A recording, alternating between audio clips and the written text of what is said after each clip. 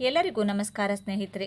ಈ ವರ್ಷ 2026 ಜನವರಿ 25ರಂದು ರಥಸಪ್ತಮಿ ಬಂದಿದೆ.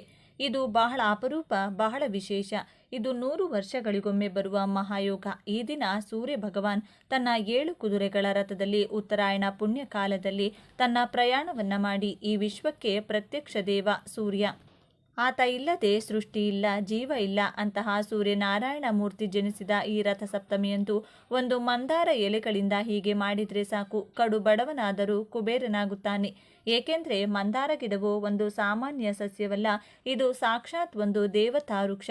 ಹಿಂದೂ ಧರ್ಮದಲ್ಲಿ ಮಂದಾರ ಗಿಡಕ್ಕೆ ಬಹಳ ಪ್ರಾಮುಖ್ಯತೆ ಇದೆ. ಪುರಾಣಗಳ ಪ್ರಕಾರ ಸಮುದ್ರ ಮಂಥನ ನಡೆದಾಗ ಉದ್ಭವಿಸಿದ ಅನೇಕ ಪವಿತ್ರ ವಸ್ತುಗಳಲ್ಲಿ ಮಂದಾರ ಗಿಡವು ಒಂದು. ಅದಕ್ಕಾಗಿಯೇ ಇದನ್ನ ವೃಕ್ಷರಾಜ ಎಂದು ಕರೆಯುತ್ತಾರೆ. ಮಂದಾರ ಗಿಡವು ಸಾಕ್ಷಾತ್ ಶಕ್ತಿ ಸ್ವರೂಪಿಣಿಯಾದ ಅಮ್ಮನವರಿಗೆ ಮತ್ತು ಐಶ್ವರ್ಯ ಪ್ರಧಾನಿಯಾದ ಮಹಾಲಕ್ಷ್ಮಿಗೆ ಅತ್ಯಂತ ಪ್ರಿಯವಾದದ್ದು. ಕೆಂಪು ಬಣ್ಣದ ಮಂದಾರ ಹೂಗಳಿಲ್ಲದೆ ಅಮ್ಮನವರ ಪೂಜೆ ಸಂಪೂರ್ಣವಾಗುವುದಿಲ್ಲ. ಯಾವ ಮನೆಯಲ್ಲಿ ಮಂದಾರ ಗಿಡ ಬೆಳೆಯುತ್ತದೆಯೋ ಆ ಮನೆಯ ಸುತ್ತ ಒಂದು ರಕ್ಷಣಾ ಕವಚ ರೂಪುಗೊಳ್ಳುತ್ತದೆ ಮತ್ತು ಅಲ್ಲಿ ದುಷ್ಟ ಶಕ್ತಿಗಳು ಪ್ರವೇಶಿಸಲು ಸಾಧ್ಯವಿಲ್ಲ ಎಂದು ಶಾಸ್ತ್ರ ಹೇಳುತ್ತದೆ. ದಾಸವಾಳದ ಗಿಡ ಕೇವಲ ಆಧ್ಯಾತ್ಮಿಕವಾಗಿ ಮಾತ್ರವಲ್ಲದೆ ಆರೋಗ್ಯದ ದೃಷ್ಟಿಯಿಂದಲೂ ಅದ್ಭುತ ಔಷಧಿಯಾಗಿ ಪ್ರಕೃತಿಯಲ್ಲಿ ಸಹಜವಾಗಿ ದೊರೆಯುವ ಈ ಗಿಡದ ಎಲೆಗಳು ಮತ್ತು ಹೂವುಗಳು ಮಾನವ ದೇಹಕ್ಕೆ ಅಗತ್ಯವಾದ ಅನೇಕ ಪೋಷಕಾಂಶಗಳನ್ನು ಹೊಂದಿವೆ. ಮುಖ್ಯವಾಗಿ ಕೂದಲಿನ ಸಮಸ್ಯೆಗಳಿಂದ ಬಳಲುತ್ತಿರುವವರಿಗೆ ದಾಸವಾಳ ಎಲೆಗಳು ವರದಾನವಾಗಿವೆ. ದಾಸವಾಳದ ಎಲೆಗಳನ್ನು ನುಣ್ಣಗೆ ಅರಿದು ತಲೆಗೆ ಹಚ್ಚೋದ್ರಿಂದ ಕೂದಲಿಗೆ ಅಗತ್ಯವಾದ ನೈಸರ್ಗಿಕ ಪೋಷಣೆ ದೊರೆಯುತ್ತದೆ. ಇದರಿಂದ ಕೂದಲು ಉದುರುವುದು ಕಡಿಮೆಯಾಗುವುದಲ್ಲದೆ ಕೂದಲು ದಪ್ಪವಾಗಿ, ಕಪ್ಪಾಗಿ ಮತ್ತು ಕಾಂತಿಯುತವಾಗಿ ಬೆಳೆಯುತ್ತದೆ. ಕೂದಲು ಬಿಳಿಯಾಗುವುದನ್ನು ತಡೆಯುವಲ್ಲಿ ದಾಸವಾಳದ ಎಲೆಗಳು ಪ್ರಮುಖ ಪಾತ್ರ ವಹಿಸುತ್ತವೆ. ಅಲ್ಲದೆ ಚರ್ಮ ರೋಗಗಳು ಮತ್ತು ರಕ್ತದೊತ್ತಡವನ್ನು ನಿಯಂತ್ರಿಸಲು ಸಹ ಈ ಗಿಡದ ಭಾಗಗಳು ಬಹಳಷ್ಟು ಸಹಾಯ ಮಾಡುತ್ತವೆ. ದಾಸವಾಳದ ಹೂಗಳಿಂದ ತಯಾರಿಸಿದ ಚಹಾವನ್ನು ಕುಡಿಯೋದ್ರಿಂದ ಹೃದಯದ ಆರೋಗ್ಯ ಸುಧಾರಿಸುತ್ತದೆ ಎಂದು ಆಯುರ್ವೇದ ಹೇಳುತ್ತದೆ.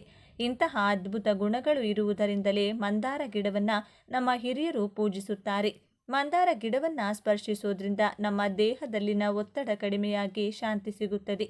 ಇನ್ನು ಇಷ್ಟೆಲ್ಲ ವೈಶಿಷ್ಟ್ಯಗಳಿರುವ ಮಂದಾರ ಗಿಡದ ಎಲೆಯಿಂದ ರಥಸಪ್ತಮಿಯಂದು ಏನು ಮಾಡಬೇಕು ಎಂಬುದನ್ನು ಈಗ ನಾವು ಈ ವಿಡಿಯೋದಲ್ಲಿ ವಿವರವಾಗಿ ತಿಳಿದುಕೊಳ್ಳೋಣ.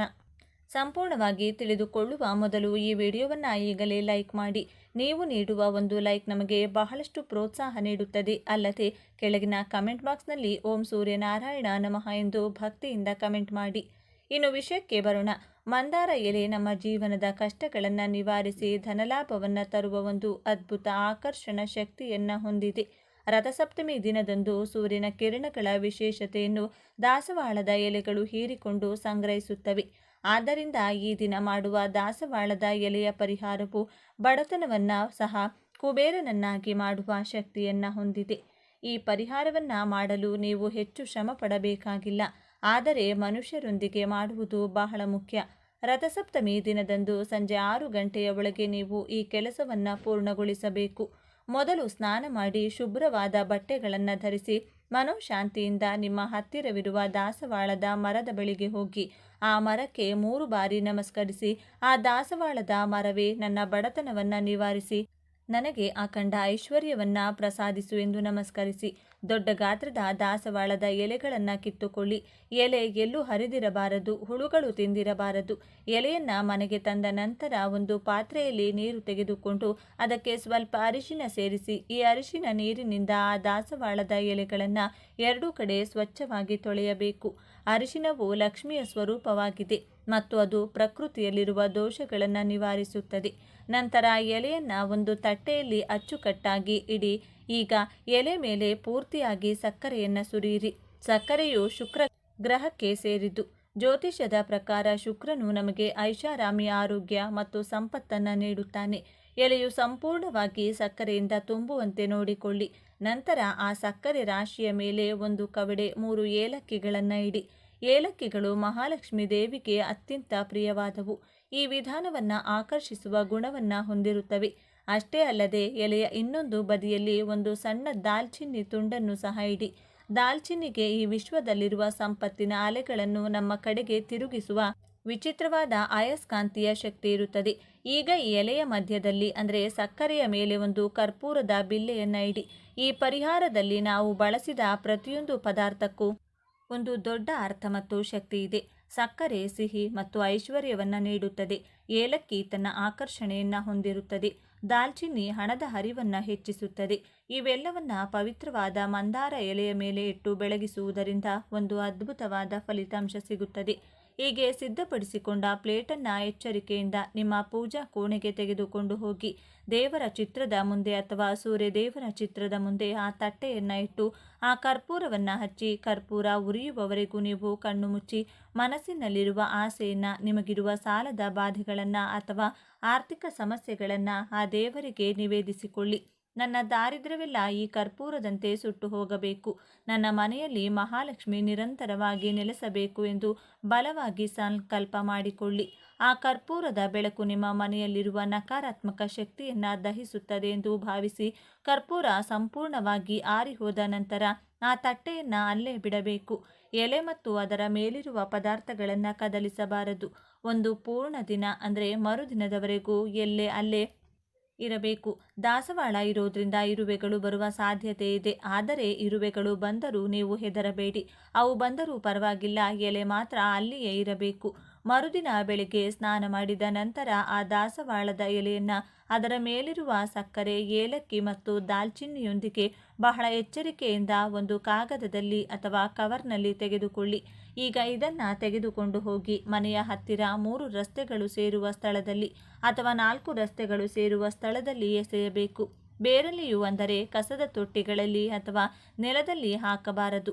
ರಸ್ತೆಗಳು ಸೇರುವ ಸ್ಥಳದಲ್ಲಿ ಹಾಕೋದ್ರಿಂದ ನಿಮ್ಮಲ್ಲಿರುವ ದಾರಿದ್ರ್ಯ ಮತ್ತು ಗ್ರಹ ದೋಷಗಳು ಗಾಳಿಗೆ ಕೊಚ್ಚಿ ಹೋಗುತ್ತವೆ ಮತ್ತು ನಿಮ್ಮ ಮನೆಗೆ ಲಕ್ಷ್ಮಿ ಕಟಾಕ್ಷ ಉಂಟಾಗುತ್ತದೆ ಎಂದು ಶಾಸ್ತ್ರ ಹೇಳುತ್ತದೆ. ಈ ಪರಿಹಾರವು ಅಷ್ಟು ಶಕ್ತಿಶಾಲಿಯಾಗಿದೆ. ಇದನ್ನು ಮಾಡೋದ್ರಿಂದ ನಿಮಗೆ ತಿಳಿಯದೆ ಒಂದು ಮಾನಸಿಕ ಶಾಂತಿ ಸಿಗುತ್ತದೆ.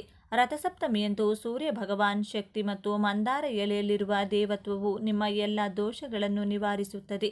ಕಡುಬಡತನದಲ್ಲಿರುವವರು ಸಹ ಈ ಸಣ್ಣ ಕೆಲಸವನ್ನು ಮಾಡೋದ್ರಿಂದ ಕುಬೇರರಾಗುತ್ತಾರೆ ಎಂಬ ಮಾತಿನಲ್ಲಿ ಯಾವುದೇ ಸಂದೇಹವಿಲ್ಲ. ನಿಂತು ಹೋದ ಕೆಲಸಗಳು ಪೂರ್ಣಗೊಳ್ಳುತ್ತವೆ. ಇದು ಕೇವಲ ಒಂದು ಎಲೆಯಲ್ಲ, ನಿಮ್ಮ ಅದೃಷ್ಟವನ್ನು ಬದಲಿಸುವ ಸಾಧನ. ಮಂದಾರಕ್ಕೆ ಇರುವ ಆಕರ್ಷಣಾ ಶಕ್ತಿ ಬೇರೆ ಯಾವುದೇ ಎಲೆಗೆ ಇರುವುದಿಲ್ಲ.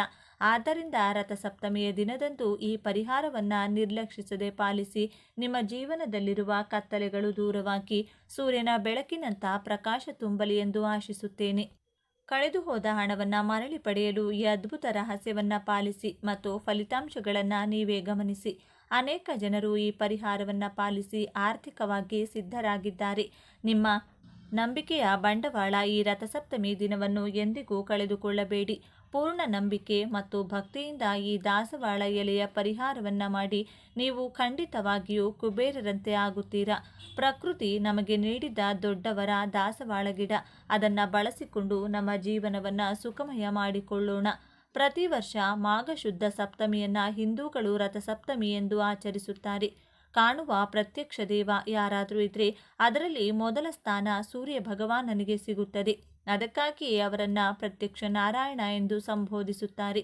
ಹಿಂದೂ ಪುರಾಣಗಳು ಮತ್ತು ಪಂಚಾಂಗದ ಪ್ರಕಾರ ಮಾಘ ಮಾಸದ ಶುದ್ಧ ಸಪ್ತಮಿಯಂದು 1000 ಕಿರಣಗಳ ಸೂರ್ಯ ಭಗವಾನನು ಜನಿಸಿದನು ಎಂದು ಆ ದಿನವನ್ನು ಸೂರ್ಯನು ಹುಟ್ಟಿದ ತಿಥಿ ಎಂದು ಭಾವಿಸಿದರು. ಅದಕ್ಕಾಗಿಯೇ ಆ ದಿನವನ್ನು ರಥಸಪ್ತಮಿ ಎಂದು ಭಾರತೀಯರೆಲ್ಲರೂ ಹಬ್ಬವಾಗಿ ಆಚರಿಸುತ್ತಾರೆ. ಸಕಲ ಜೀವಕೋಟಿ ರಾಶಿಗಳೆಲ್ಲರಿಗೂ ಬೆಳಕನ್ನು ನೀಡುವ ಸೂರ್ಯನು ರಥವನ್ನು ಏರಿ ತನ್ನ ದಿಕ್ಕನ್ನು ಬದಲಾಯಿಸುವ ದಿನವೂ ಇದೇ ಆಗಿದೆ. ರಥಸಪ್ತಮಿ ಎಂದು ಚಿನ್ನ, ಬೆಳ್ಳಿ ಅಥವಾ ತಾಮ್ರವನ್ನು ದಾನ ಮಾಡಬೇಕು. ದಿನ ಮರೆಯದೆ ರಾತ್ರಿ ಒಂದು ನಿಂಬೆ ಹಣ್ಣಿನಿಂದ ಹೀಗೆ ಮಾಡಿದರೆ ಸಾಕು, ಬಡವನು ಕೂಡ ಶ್ರೀಮಂತನಾಗ್ತಾನೆ. ನಿಮ್ಮ ಎಲ್ಲ ಸಮಸ್ಯೆಗಳು ದೂರವಾಗಿ ನಿಮಗೆ ಒಳ್ಳೆಯದಾಗುತ್ತದೆ. ನಿಂಬೆಹಣ್ಣು ಬಹಳ ಶಕ್ತಿಶಾಲಿಯಾಗಿದೆ. ಮನುಷ್ಯನ ಹಣೆ ಬರಹವನ್ನು ಬದಲಾಯಿಸುವ ಶಕ್ತಿ ನಿಂಬೆಹಣ್ಣಿಗಿದೆ. ನಿಂಬೆ ಮರ ದೇವತಾ ವೃಕ್ಷ. ನಿಂಬೆಹಣ್ಣಿಗೆ ದೇವಶಕ್ತಿ, ಪ್ರಕೃತಿ ಶಕ್ತಿ ಹೇರಳವಾಗಿರುತ್ತವೆ. ಈ ಪರಿಹಾರಕ್ಕೆ ಹಳದಿ ಬಣ್ಣದ ಒಂದು ದೊಡ್ಡ ನಿಂಬೆಹಣ್ಣು ಬೇಕು. ಯಾವುದೇ ಗಾಯಗಳು ಅಥವಾ ಕಲೆಗಳು ಇರಬಾರದು. ಅಂತಹ ಹೊಳೆಯುವ ನಿಂಬೆಹಣ್ಣುಗಳು 2 ಬೇಕು. ಅಂದರೆ ಈ ಪರಿಹಾರಕ್ಕೆ ಒಟ್ಟು 2 ನಿಂಬೆಹಣ್ಣುಗಳು ಬೇಕು. ಬಹಳ ಶಕ್ತಿಶಾಲಿಯಾಗಿ ಕೆಲಸ ಮಾಡುತ್ತದೆ. ನಿಮ್ಮ ಕೈಯಿಂದ ನಾವು ಮಾಡಿಕೊಳ್ಳುವ ಈ ಪರಿಹಾರದಿಂದ ಮನೆಯಲ್ಲಿರುವ ನರದೃಷ್ಟಿ, ಸಂಪಾದನೆಯ ಸಮಸ್ಯೆಗಳು ಎಲ್ಲವೂ ನಿವಾರಣೆಯಾಗುತ್ತದೆ. ಎಲ್ಲ ರೀತಿಯ ಸಮಸ್ಯೆಗಳಿಂದ ಹೊರಬರಲು ಈ ಪರಿಹಾರವು ಬಹಳ ಚೆನ್ನಾಗಿ ಕೆಲಸ ಮಾಡುತ್ತದೆ. ಹಾಗಾದರೆ ಇಷ್ಟೊಂದು ಶಕ್ತಿಶಾಲಿ ಈ ದಿನ ನಿಂಬೆಹಣ್ಣಿನಿಂದ ಏನು ಮಾಡಬೇಕು ಎಂಬುದನ್ನು ಈಗ ನಾವು ಈ ವಿಡಿಯೋದಲ್ಲಿ ವಿವರವಾಗಿ ತಿಳಿದುಕೊಳ್ಳೋಣ ಬನ್ನಿ. ಅದಕ್ಕೂ ಮುಂಚೆ ನೀವಿನ್ನು ಚಾನಲ್ಗೆ ಸಬ್ಸ್ಕ್ರೈಬ್ ಆಗಿಲ್ಲ ಅಂದರೆ ಈಗಲೇ ಸಬ್ಸ್ಕ್ರೈಬ್ ಆಗಿ, ಹಾಗೆ ವಿಡಿಯೋಗೆ ಲೈಕ್ ಮಾಡಿ, ವಿಡಿಯೋ ಸ್ಕಿಪ್ ಮಾಡದೆ ಕೊನೆ ತನಕ ನೋಡಿ. ಎಲ್ಲರೂ ಭಕ್ತಿಯಿಂದ ಓಂ ಶ್ರೀ ಮಹಾಲಕ್ಷ್ಮಿ ನಮಃ ಅಂತ ಕಮೆಂಟ್ ಮಾಡಿ. ಈ ನಿಂಬೆಹಣ್ಣಿನ ಪರಿಹಾರವನ್ನು ರಾತ್ರಿ ಸಮಯದಲ್ಲಿ ಮಾಡಬೇಕು. ಸಂಜೆ ಆದ್ದರಿಂದ ರಾತ್ರಿ 11ರವರೆಗೆ ಮಾಡಬಹುದು. ನಿಂಬೆಹಣ್ಣಿನಿಂದ ಈ ಸಣ್ಣ ಪರಿಹಾರವನ್ನು ಮಾಡೋದ್ರಿಂದ ನೀವು ಮುಟ್ಟಿದ್ದೆಲ್ಲ ಚಿನ್ನವಾಗುತ್ತದೆ. ನಿಮಗಿರುವ ಸಾಲದ ಸಮಸ್ಯೆಗಳು, ಆರ್ಥಿಕ ಸಮಸ್ಯೆಗಳು ದೂರವಾಗುತ್ತವೆ. ನೀವು ಸಂತೋಷವಾಗಿರಲು ಉದ್ಯೋಗ ಪ್ರಯತ್ನಗಳು, ಮದುವೆಯಾಗದವರಿಗೆ ಮದುವೆಯಾಗಲು, ಮಕ್ಕಳಿಲ್ಲದವರಿಗೆ ಮಕ್ಕಳಾಗಲು, ಆರೋಗ್ಯ ಮತ್ತು ಆಯುಷ್ಯ ಹೆಚ್ಚಾಗಲು, ಹೀಗೆ ಎಲ್ಲ ರೀತಿಯಲ್ಲಿ ನಿಮಗೆ ಒಳ್ಳೆಯದಾಗುತ್ತದೆ. ಈ ದಿನ ನಿಂಬೆಹಣ್ಣಿನಿಂದ ರಹಸ್ಯವಾಗಿ ಈ ಸಣ್ಣ ಪರಿಹಾರವನ್ನು ಮಾಡಿದರೆ ನಿಮ್ಮ ಅದೃಷ್ಟ ಬದಲಾಗಿ ಲಕ್ಷಗಳಲ್ಲ ಕೋಟಿಗಳು ಬಂದು ಬೀಳುತ್ತವೆ. ನಿಮ್ಮ ದಾರಿದ್ರ್ಯವೆಲ್ಲವೂ ದೂರವಾಗುತ್ತದೆ. ಕಡುಬಡವನು ಕೂಡ ಶ್ರೀಮಂತನಾಗ್ತಾನೆ. ನಮ್ಮನ್ನು ಕಾಡುವ ಅನಾರೋಗ್ಯ ಸಮಸ್ಯೆಗಳು, ಮಾನಸಿಕ ಸಮಸ್ಯೆಗಳು, ಮನೆಯಲ್ಲಿ ಆಗಾಗ್ಗೆ ಜಗಳಗಳು, ಆರ್ಥಿಕ ತೊಂದರೆಗಳು, ಸಾಲದ ಬಾಧೆಗಳು, ಗಂಡ ಹೆಂಡತಿಯರ ನಡುವಿನ ಕಲಹಗಳು, ಅತ್ತೆ ಸೊಸೆಯರ ಜಗಳ, ಅಕ್ಕ ತಂಗಿಯರ ಜಗಳ, ಇಂತಹ ಸಮಸ್ಯೆಗಳು ನಮ್ಮ ಮನಸ್ಸನ್ನು ಪ್ರಶಾಂತವಾಗಿಡುತ್ತವೆ. ಕೆಲವೊಮ್ಮೆ ದೇವರನ್ನು ದೂಷಿಸುತ್ತೇವೆ. ದೇವರೇ, ನಾವು ಏನು ಪಾಪ ಮಾಡಿದ್ದೇವೆ, ನೀನು ನಮ್ಮನ್ನು ಏಕೆ ಇಷ್ಟು ಕಾಡ್ತಿದ್ದೀಯಾ ಎಂದು ಮನಸ್ಸಿಗೆ ಅನ್ನಿಸುತ್ತದೆ. ಈ ನಿಂಬೆ ಪರಿಹಾರವು ಅದ್ಭುತವಾಗಿ ಕೆಲಸ ಮಾಡುತ್ತದೆ. ನಾವು ನಿಂಬೆ ಹಣ್ಣಿನಿಂದ ಮಾಡಬೇಕಾದ 2 ಪರಿಹಾರಗಳ ಬಗ್ಗೆ ಮಾತನಾಡೋಣ. ನೀವು ಅವುಗಳಲ್ಲಿ ಯಾವುದಾದರೂ ಒಂದನ್ನು ಮಾಡಿದರೆ ಸಾಕು. ಮೊದಲಿಗೆ ಹಳದಿ ಬಣ್ಣದ 2 ನಿಂಬೆ ಹಣ್ಣುಗಳನ್ನು ತೆಗೆದುಕೊಳ್ಳಿ. ತಾಜಾ ಆಗಿರಬೇಕು. ನಿಂಬೆ ಹಣ್ಣುಗಳನ್ನು ತೆಗೆದುಕೊಂಡು ಒಂದು ನಿಂಬೆ ಹಣ್ಣಿಗೆ ಕಾಡಿಗೆಯನ್ನು ಅಂದರೆ ಕಪ್ಪು ಬಣ್ಣಕ್ಕೆ ತಿರುಗುವಂತೆ ಸಂಪೂರ್ಣವಾಗಿ ಹಚ್ಚಿ ಅಥವಾ ಅಲ್ಲಲ್ಲಿ ಚುಕ್ಕೆಗಳನ್ನು ಇಡಿ. ಕಾಡಿಗೆ ಇಲ್ಲದಿದ್ದರೂ ಕಪ್ಪು ಮಸಿ ಇರುತ್ತದೆ ಅಲ್ವೇ, ಆ ಮಸಿಯನ್ನು ಸಹ ಹಚ್ಚಬಹುದು. ನಿಂಬೆಹಣ್ಣನ್ನು ಕಪ್ಪಾಗಿಸಿ ನಂತರ ಇನ್ನೊಂದು ನಿಂಬೆಹಣ್ಣಿಗೆ ಕುಂಕುಮದಲ್ಲಿ ಸ್ವಲ್ಪ ರೋಸ್ ವಾಟರ್ ಅಥವಾ ನೀರನ್ನು ಬೆರೆಸಿ ಪೇಸ್ಟ್ ಮಾಡಿ ಹಚ್ಚಿ. ಕೆಂಪು ನಿಂಬೆಹಣ್ಣು ದೃಷ್ಟಿದೋಷವನ್ನು, ಕೆಟ್ಟದ್ದನ್ನು ಹೀರಿಕೊಳ್ಳುತ್ತದೆ. ಕೆಂಪು ನಿಂಬೆಹಣ್ಣು ಜಾತಕ ದೋಷಗಳನ್ನು, ಗ್ರಹ ದೋಷಗಳನ್ನು ನಿವಾರಿಸುತ್ತದೆ. ಗ್ರಹಗಳನ್ನು ನಮಗೆ ಅನುಕೂಲಕರವಾಗಿಸುತ್ತದೆ. ಹೀಗೆ ಒಂದು ನಿಂಬೆಹಣ್ಣಿಗೆ ಕಾಡಿಗೆ, ಇನ್ನೊಂದು ನಿಂಬೆಹಣ್ಣಿಗೆ ಕುಂಕುಮ ಹಚ್ಚಿ ಈ 2 ನಿಂಬೆಹಣ್ಣುಗಳನ್ನು ಒಂದು ತಟ್ಟೆಯಲ್ಲಿಟ್ಟುಕೊಂಡು ಅಥವಾ ಅಂಗೈಯಲ್ಲಿಟ್ಟುಕೊಂಡು ನಿಮ್ಮ ಮನೆಯಲ್ಲಿ ಪ್ರತಿ ರೂಮ್ನಲ್ಲಿ ಅಂದರೆ ಅಡುಗೆ ಮನೆ, ಮಲಗುವ ಕೋಣೆ, ಹಾಲ್, ಮನೆಯ ಸುತ್ತಮುತ್ತಲಿನ ಆವರಣದಲ್ಲಿ ಒಮ್ಮೆ ತಿರುಗಾಡಿ. ಹಾಗೆ ತಿರುಗಾಡುವಾಗ ಕೆಟ್ಟದ್ದೆಲ್ಲ ಹೋಗಬೇಕು, ದೋಷಗಳೆಲ್ಲ ಹೋಗಬೇಕು, ಏನಾದರೂ ಪೀಡೆಗಳಿದ್ದರೆ ಹೋಗಬೇಕು ಎಂದು ಸಂಕಲ್ಪ ಮಾಡಿಕೊಳ್ಳಿ. ನಂತರ ಆ ನಿಂಬೆ ಹಣ್ಣುಗಳನ್ನು ಯಾರೂ ತುಳಿಯದ ಜಾಗದಲ್ಲಿ ಅಥವಾ ಚರಂಡಿಯಲ್ಲಿ, ಹರಿಯುವ ನೀರಿನಲ್ಲಿ ಅಥವಾ ಯಾವುದಾದರೂ ಮರದ ಬುಡದಲ್ಲಿ ದೂರ ಎಸೆಯಿರಿ. ಆಗ ಆ ಕೆಟ್ಟದ್ದೆಲ್ಲವೂ ದೂರವಾಗುತ್ತದೆ. ಇದು ಮೊದಲ ಪರಿಹಾರ. ಇನ್ನು 2ನೇ ಪರಿಹಾರವೇನೆಂದರೆ, ಈ ದಿನ ರಾತ್ರಿ ಸಮಯದಲ್ಲಿ 2 ನಿಂಬೆಹಣ್ಣುಗಳನ್ನು ತೆಗೆದುಕೊಂಡು ಆ 2 ನಿಂಬೆಹಣ್ಣುಗಳನ್ನು ಒಂದು ತಟ್ಟೆಯಲ್ಲಿ ಇಡಿ. ಇಡುವ ಮೊದಲು ಆ ತಟ್ಟೆಯಲ್ಲಿ ಒಂದು ಹಿಡಿ ಉಪ್ಪನ್ನು ಸಹ ಹಾಕಿ. ಉಪ್ಪು ಹಾಕಿ ಆ ಉಪ್ಪಿನ ಮೇಲೆ 2 ನಿಂಬೆಹಣ್ಣುಗಳನ್ನು ಇಡಿ. ಉಪ್ಪು ಮತ್ತು ನಿಂಬೆಹಣ್ಣುಗಳು ಇವೆರಡೂ ಸಹ ಬಹಳ ಶಕ್ತಿಶಾಲಿ ಮತ್ತು ಲಕ್ಷ್ಮೀ ದೇವಿಗೆ ಬಹಳ ಪ್ರಿಯವಾದವು. ಈ ದಿನ ಇವುಗಳಿಗೆ ಇನ್ನಷ್ಟು ಶಕ್ತಿಗಳು ಬರುವುದರಿಂದ ಹೀಗೆ ಉಪ್ಪಿನ ಮೇಲೆ 2 ನಿಂಬೆಹಣ್ಣುಗಳನ್ನು ಇಡಿ. ಆ ನಂತರ 4 ಲವಂಗಗಳನ್ನು ತೆಗೆದುಕೊಂಡು ಈ 2 ನಿಂಬೆಹಣ್ಣುಗಳ 2ರಂತೆ ಲವಂಗಗಳನ್ನು ಚುಚ್ಚಿ. ಆ ನಂತರ ಈ ತಟ್ಟೆಯನ್ನು ತೆಗೆದುಕೊಂಡು ಹೋಗಿ ನಿಮ್ಮ ಮನೆಯ ಮುಖ್ಯದ್ವಾರದ ಬಲಬದಿಯಲ್ಲಿ ಇಡಿ. ನಂತರ 2 ಕರ್ಪೂರಗಳನ್ನು ತೆಗೆದುಕೊಂಡು 2 ನಿಂಬೆಹಣ್ಣುಗಳ ಮೇಲೆ ಲವಂಗಗಳ ಮಧ್ಯದಲ್ಲಿಡಿ. ನಂತರ ಬೆಂಕಿ ಕಡ್ಡಿ ಸಹಾಯದಿಂದ ಆ ಕರ್ಪೂರದ ಬಿಲ್ಲೆಗಳನ್ನು ಹಚ್ಚಿ ಅವು ಉರಿಯುತ್ತಿರುವಷ್ಟು ಹೊತ್ತು ನೀವು ಆ ನಿಂಬೆಹಣ್ಣುಗಳಿಗೆ ನಿಮ್ಮ ಕೋರಿಕೆಯನ್ನು ಹೇಳಿಕೊಳ್ಳಿ. ನಮಗೆ ಈ ಕಷ್ಟವಿದೆ, ಈ ಸಮಸ್ಯೆ ಇದೆ, ಆ ಸಮಸ್ಯೆ ಇದೆ, ಹೋಗಬೇಕು, ನಮಗೆ ಧನ ಸಂಪತ್ತು ಬರಬೇಕು, ನಮ್ಮ ಜೀವನ ಅದ್ಭುತವಾಗಿ ಬದಲಾಗಬೇಕು, ನಾವು ಕೂಡ ಎಲ್ಲರಂತೆ ಸಂತೋಷದಿಂದ ಬದುಕಬೇಕೆಂದು ಸಂಕಲ್ಪ ಮಾಡಿಕೊಳ್ಳಿ. ಕರ್ಪೂರ ಸುಟ್ಟಾಗ ಲವಂಗ ಸುಟ್ಟರೆ ತಪ್ಪೇನೂ ಇಲ್ಲ. ಕರ್ಪೂರ ಸುಟ್ಟು ಹೋದ ನಂತರ ಆ ತಟ್ಟೆಯನ್ನು ಹಾಗೆ ಬಿಟ್ಟು ನಿಮ್ಮ ಕೆಲಸಗಳನ್ನು ನೋಡಿಕೊಳ್ಳಿ. ಈ ಪರಿಹಾರವನ್ನು ರಾತ್ರಿ ಸಮಯದಲ್ಲಿ ಮಾತ್ರ ಮಾಡಬೇಕು. ಇನ್ನು ಆ ನಿಂಬೆಹಣ್ಣು, ಉಪ್ಪು, ಲವಂಗಗಳನ್ನು ಮರುದಿನ ಬೆಳಿಗ್ಗೆ ತೆಗೆದುಕೊಂಡು ಯಾವುದಾದರೂ ಒಂದು ದೊಡ್ಡ ಹಸಿರು ಮರದ ಬುಡದಲ್ಲಿ ಹಾಕಬೇಕು. ಹೀಗೆ ಈ ಪರಿಹಾರವನ್ನು ಮಾಡಿಕೊಂಡ್ರೆ ಬಹಳ ಅದ್ಭುತವಾದ ಫಲಿತಾಂಶಗಳು ಸಿಗುತ್ತವೆ. ಹೀಗೆ ಈ ಎರಡೂ ಪರಿಹಾರಗಳು ಅಥವಾ ಇವುಗಳಲ್ಲಿ ಯಾವುದಾದರೂ ಒಂದು ಪರಿಹಾರವನ್ನು ಮಾಡಿಕೊಂಡ್ರೆ ನಿಮ್ಮ ಮನೆಯ ವಿಷಯದಲ್ಲಿ ವೈಯಕ್ತಿಕವಾಗಿರುವ ಎಲ್ಲ ಕೆಟ್ಟದ್ದು ದೂರವಾಗಿ ಲಕ್ಷ್ಮೀದೇವಿ ನಿಮ್ಮ ಮನೆಯಲ್ಲಿ ನೆಲೆಸುತ್ತಾಳೆ. ನಿಮ್ಮ ಜೀವನ ಶಾಂತಿಯುತವಾಗಿರುತ್ತದೆ. ಇದು ಬಹಳ ಶಕ್ತಿಶಾಲಿಯಾಗಿ ಕೆಲಸ ಮಾಡುತ್ತದೆ. ಈ ನಿಂಬೆ ಪರಿಹಾರದಿಂದ ನಿಮ್ಮ ಎಲ್ಲ ಸಮಸ್ಯೆಗಳು, ಆರ್ಥಿಕ ಸಮಸ್ಯೆಗಳು ದೂರವಾಗುತ್ತವೆ. ಹೀಗೆ ಎಲ್ಲ ರೀತಿಯಲ್ಲೂ ನಿಮಗೆ ಒಳ್ಳೆಯದಾಗುತ್ತದೆ. ಈ ದಿನದಂದು ಒಂದು ಗ್ಲಾಸ್ ಅಥವಾ ಚೊಂಬಿನಲ್ಲಿ ನೀರನ್ನು ತೆಗೆದುಕೊಂಡು ಆ ನೀರಿನಲ್ಲಿ ಸಣ್ಣ ಬೆಲ್ಲದ ತುಂಡನ್ನು ಪುಡಿ ಮಾಡಿ ಬೆರೆಸಿ, ಹಾಗೆ ಚಿಟಿಕೆ ಅರಿಶಿನವನ್ನು ಸಹ ಬೆರೆಸಿ, ನಂತರ ಆ ನೀರನ್ನು ಹತ್ತಿರದ ಬೇವಿನ ಮರದ ಬಳಿಗೆ ತೆಗೆದುಕೊಂಡು ಹೋಗಿ ಬೇವಿನ ಮರದ ಬುಡದಲ್ಲಿ ಸುರಿದು ನಮಸ್ಕರಿಸಿದರೆ ಗ್ರಹದೋಷಗಳು ಮತ್ತು ಜಾತಕ ದೋಷಗಳು ದೂರವಾಗುತ್ತವೆ. ಆದ್ದರಿಂದ ಜಾತಕದಲ್ಲಿ ಕುಜ ದೋಷ, ರಾಹುಕೇತು ದೋಷಗಳು ಇರುವವರು ಕಡ್ಡಾಯವಾಗಿ ಈ ದಿನದಂದು ಬೆಲ್ಲದ ನೀರನ್ನು ಬೇವಿನ ಮರದ ಬುಡದಲ್ಲಿ ಸುರಿದು ನಮಸ್ಕರಿಸಿ. ಅಲ್ಲದೆ ಈ ದಿನ ಸಿಹಿ ಪದಾರ್ಥಗಳನ್ನು ಅಂದರೆ ಸಿಹಿ ತಿಂಡಿಗಳನ್ನು ಮತ್ತು ಪೊರಕೆ, ಪ್ಲಾಸ್ಟಿಕ್ ವಸ್ತುಗಳನ್ನು ಖರೀದಿಸಿ ಮನೆಗೆ ತರಬಾರದು. ಈ ದಿನ ಈ ವಸ್ತುಗಳನ್ನು ಖರೀದಿಸಿ ಮನೆಗೆ ತಂದರೆ ದಾರಿದ್ರ್ಯ ದೇವತೆಯು ಅವುಗಳ ಜೊತೆ ನಿಮ್ಮ ಮನೆಗೆ ಪ್ರವೇಶಿಸುತ್ತಾಳೆ. ಇನ್ನು ನಿಮಗೆ ಇಲ್ಲದ ಕಷ್ಟಗಳು ಬರುತ್ತವೆ. ಆದ್ದರಿಂದ ಯಾರೂ ಈ ದಿನ ಈ ವಸ್ತುಗಳನ್ನು ಖರೀದಿಸಬೇಡಿ. ಈ ದಿನದಂದು ನೀವು ಮಾವಿನ ಮರವನ್ನು ಸ್ಪರ್ಶಿಸುವುದರಿಂದ ಅಪ್ರತಿಮ ರಾಜಯೋಗ ಪ್ರಾಪ್ತಿಯಾಗುತ್ತದೆ.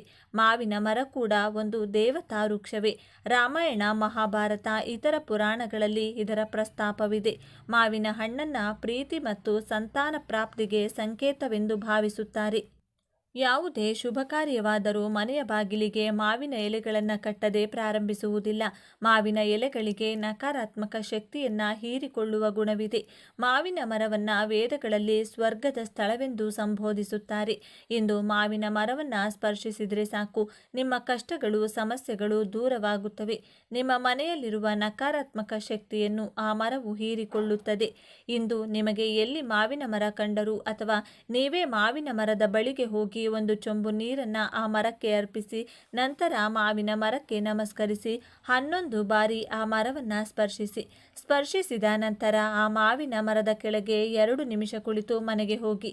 ಇದನ್ನೆಲ್ಲ ಮಾಡದಿದ್ದರೂ ಈ ಅದ್ಭುತ ದಿನದಂದು ಮಾವಿನ ಮರವನ್ನು ಸ್ಪರ್ಶಿಸುವವರ ದೇಹದಲ್ಲಿನ ರೋಗಗಳು ಮತ್ತು ಕೆಟ್ಟ ನಕಾರಾತ್ಮಕ ಶಕ್ತಿ ದೂರವಾಗುತ್ತದೆ. ಮಾವಿನ ಮರದಲ್ಲಿರುವ ಸಕಾರಾತ್ಮಕ ಶಕ್ತಿ ನಿಮ್ಮ ದೇಹವನ್ನು ಪ್ರವೇಶಿಸಿ ನಿಮ್ಮ ಅದೃಷ್ಟವನ್ನು ಬದಲಾಯಿಸುತ್ತದೆ. ಎಲ್ಲ ದೇವರುಗಳ ಅನುಗ್ರಹ ದೊರೆಯುತ್ತದೆ. ನಿಮ್ಮ ಜಾತಕ ದೋಷಗಳು ಸಹ ದೂರವಾಗುತ್ತದೆ. ಮಹಾರಾಜಯೋಗ ಪ್ರಾಪ್ತಿಯಾಗುತ್ತದೆ. ಹೀಗೆ ಈ ದಿನ ಈ ಮರವನ್ನು ಸ್ಪರ್ಶಿಸಿದರೆ ಕಷ್ಟಗಳು, ದುಃಖಗಳು ದೂರವಾಗಿ ಐಶ್ವರ್ಯ ಬರುತ್ತದೆ. ಆದ್ದರಿಂದ ಎಲ್ಲರೂ ಈ ದಿನ ಮಾವಿನ ಮರವನ್ನು ಸ್ಪರ್ಶಿಸಿ ಎಲ್ಲ ಕಷ್ಟಗಳನ್ನು ನಿವಾರಿಸಿಕೊಂಡು ಎಲ್ಲ ಸಂಪತ್ತುಗಳನ್ನು ಪಡೆದು ಸಂತೋಷದಿಂದ ಬದುಕಿ. ಇವತ್ತಿನ ವಿಡಿಯೋವನ್ನು ಮುಗಿಸ್ತಿದ್ದೇನೆ. ಎಲ್ಲರಿಗೂ ಶುಭವಾಗಲಿ. ಈ ವಿಚಾರಗಳು ನಿಮಗೆ ಇಷ್ಟ ಆಗಿದೆ ಅಂತ ಭಾವಿಸ್ತಿದ್ದೇನೆ. ಇಷ್ಟ ಆಗಿದ್ದರೆ ನಮ್ಮ ಚಾನಲ್ನ ತಪ್ಪದೇ ಸಬ್ಸ್ಕ್ರೈಬ್ ಮಾಡಿಕೊಳ್ಳಿ. ಈ ವಿಡಿಯೋಗೆ ಒಂದು ಲೈಕ್ ಕೊಡೋದನ್ನು ಮರಿಬೇಡಿ. ಈ ವಿಡಿಯೋವನ್ನು ನಿಮ್ಮ ಫ್ರೆಂಡ್ಸ್ ಆ್ಯಂಡ್ ಫ್ಯಾಮಿಲಿ ಗ್ರೂಪಲ್ಲಿ ಅತಿ ಹೆಚ್ಚು ಶೇರ್ ಮಾಡಿ. ಎಲ್ಲರೂ ಭಕ್ತಿಯಿಂದ ಓಂ ನಮಃ ಶಿವಾಯ ಅಂತ ಕಮೆಂಟ್ ಮಾಡಿ. ಧನ್ಯವಾದಗಳು.